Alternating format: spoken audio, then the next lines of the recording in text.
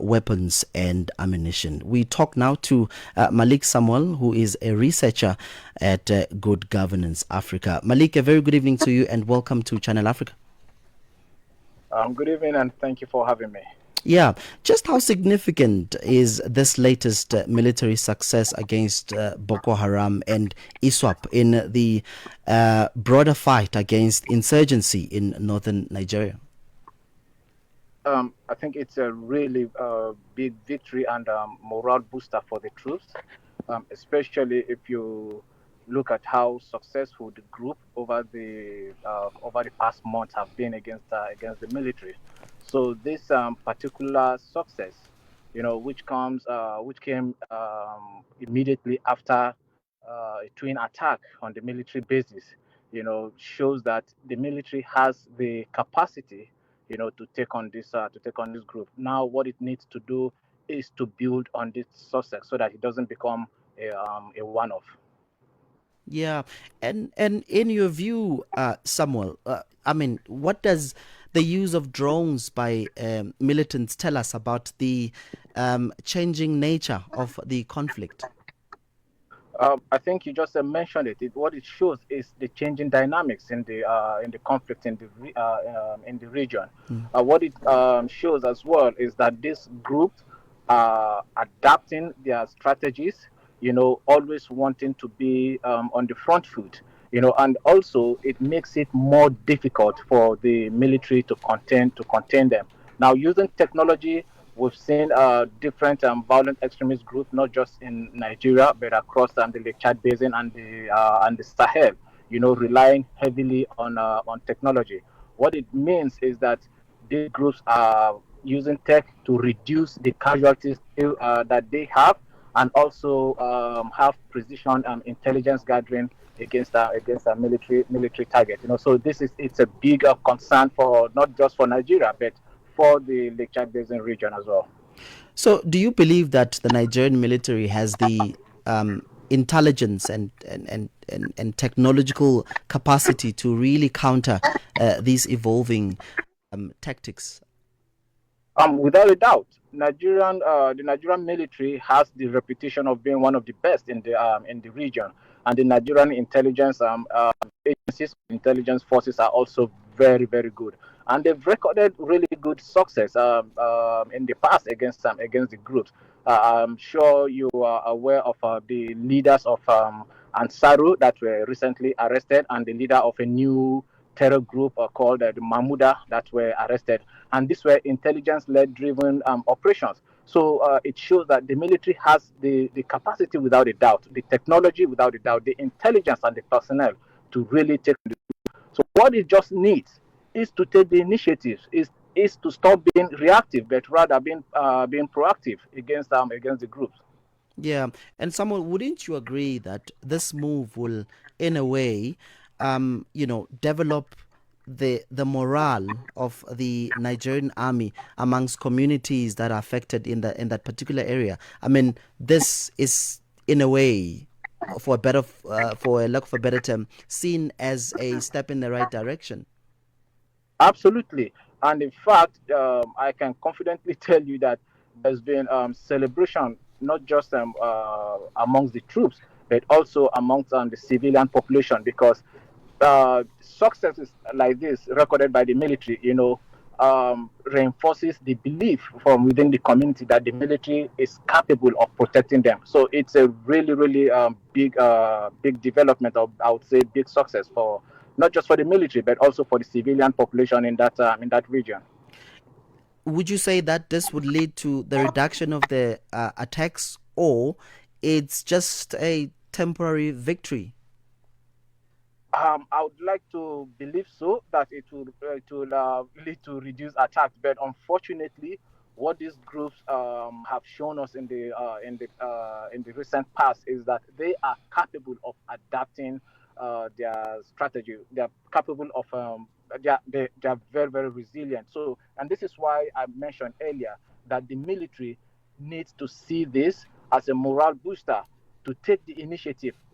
Unfortunately, our security forces are rather reactive, to this group. Because if you look at this particular attack, it came after the groups had already attacked and sacked two military bases. So the military needs to stop being reactive, but rather take the fight to this group to wherever they are hiding. So doing that, if you do that, if they take the fight to the guys, of course, then we can say we hope to see a reduction in the attacks by the groups. But if they wait, if they choose to be reactive, then I'm afraid this victory will not result in a reduction of attacks from the group.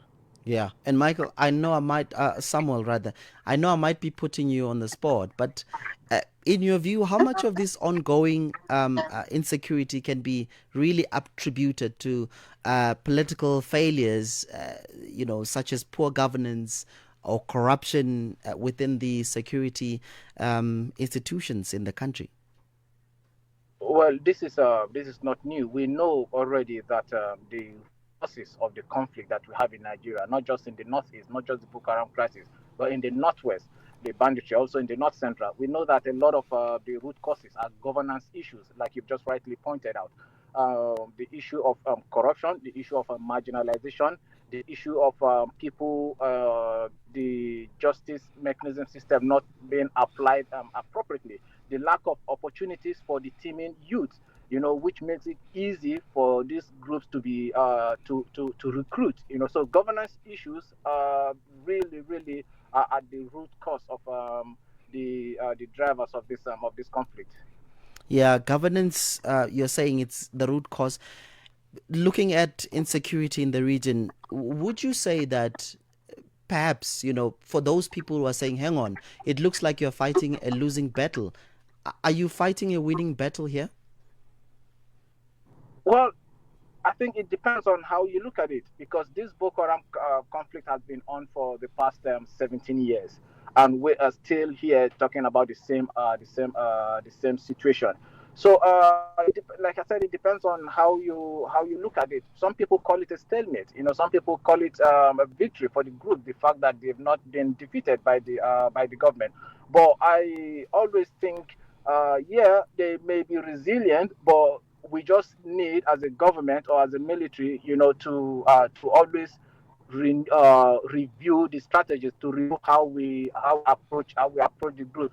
More importantly, there's a need to prevent the group's ability to recruit, and to do that, you need to address the drivers of recruitment. Why is it easy? Why are people finding themselves in the arms of this group? So these are the issues we need to look at. So if you're able to prevent the group from recruiting, you'll be able to deplete their fighting force, and then possibly we see hopefully an end to the conflict. Yeah. Someone, let's then look at the government, and maybe if we put a critique on the government, do you think that the federal government is communicating transparently about the human and material costs of these operations? Do you believe that they're transparent? I think I think to a large extent, it's the military or the government has to a large extent been transparent, and this is simply because of the availability of social media. Because the military or the government knows that information will always go out, and so if they lie, and then the citizens find a way to get the right information, of course it puts the government in a bad light. Again, uh, these groups are very, very good with propaganda. They have several social media platforms where they put out information. So it behoves on the government to communicate rightly to the people, because if it doesn't do that, then it loses the trust of the people. And if it loses the trust of the people, then how good is the government? So I think the government has been forced to actually communicate rightly to the Nigerian population. Yeah. And do you believe that the upcoming budget in the northern east might be influenced by this continued instability? Well, I think it won't be surprising that Nigeria accords, I would say, budget a lot to tackle to the defense to defense, and that is simply because the conflict we're having in the country is not just limited to the northeast. There's largely underreported conflict in the northwest of the country, and also in part of the north central of Nigeria. And to some extent, I would say the conflict in the northwest at the moment is even bigger than what you have in the northeast. So it makes sense, if you look at it, that Nigeria will budget more to the security sector. But beyond the budgetary allocation or the budgetary provision, it is also about how this money is expended. How if this money translates into better security for people, if it translates into the defeat of this group, then you can say progress has been made. So I don't think it's only about budgeting money or approving money for defense. And we should be looking more towards the non-kinetic strategy, to complement our kinetic strategy in dealing with this group. Yeah, and Samuel, just before I let you go, um, let's talk then about the issues around rehabilitation. How can the government really balance military offensives and rehabilitation of, and reintegration or of repentant insurgents? How do you think the government can balance that in rehabilitating these people back to the community? I think the government, to a large extent, has done fairly well in this regard, because if you look at the engagement dynamics, of this conflict, not everybody joined the group willingly, and not Mm. everybody joined the group for ideological reasons. Some joined for economic reasons. Some joined because they were conscripted, forced to join. Some joined for protection. And so a lot of people within the groups have indicated willingness to exit the group. So the government has decided to create what it called safe corridor to enable these people who willingly want to exit from the group, to come out. And then when they come out, of course, they have to be rehabilitated and then reintegrated into back into the community. And in doing this, you need to also engage the communities where these people will be reintegrated back into, because these are communities that have been victimized. So if you don't carry the communities along, it will definitely backfire. And it did at the some years back when the program started. The first set of people that were rehabilitated, some of the communities rejected them because the communities were not aware that they had exited the group and had been rehabilitated. So, and I think the government learned from that and retraced its step. Mm. So but going further, it decided to involve communities, community leaders, community members, religious leaders, political leaders at the local level, to be part of this process. So I think it's a good thing that people are willing to come out, and the government is also open to receiving them, because it's also a strategy that depletes further the fighting force of this group. Yeah, and Samuel, do we know who's funding these groups? That's $1 million question, and I think a lot of people have raised such questions. But the research we have done at GGA has showed that these guys raise money from the communities. Where they are based at the Lake Chad, the Lake Chad Basin area is an economically viable area with a lot of fertile ground for agriculture, and also with massive body of water for fishing. So what this group has done successfully there, is to take advantage with civilians living in these areas.